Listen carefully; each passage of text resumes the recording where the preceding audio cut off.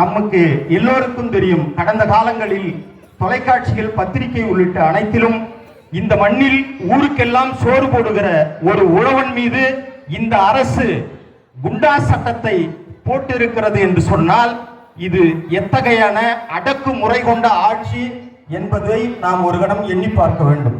இந்த மேடையை நான் அரசியல் மேடையாக மாற்றக்கூடாது என்கிற ஒரு கண்ணியத்தோடு இந்த மேடையில் நான் நின்று கொண்டிருக்கிறேன். இது அதற்கான இடம் இல்லை. அதற்கான இடம் இன்னும் 2 மாதத்தில் வர இருக்கிறது. அதில் நாங்கள் என்ன எதிர்வினை ஆற்றுவோம் என்பது அது ஆற்றும் போது தெரியும்.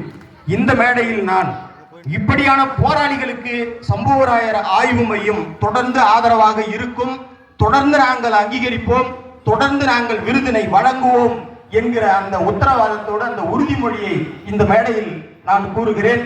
கியூ பிரான்சி, எஸ்பிசிஐடி, சிபிஎஸ்ஐடி, நீங்கள் யாராக இருந்தாலும் நான் சொல்வதை குறிப்பிடுத்திக் கொள்ளுங்கள்.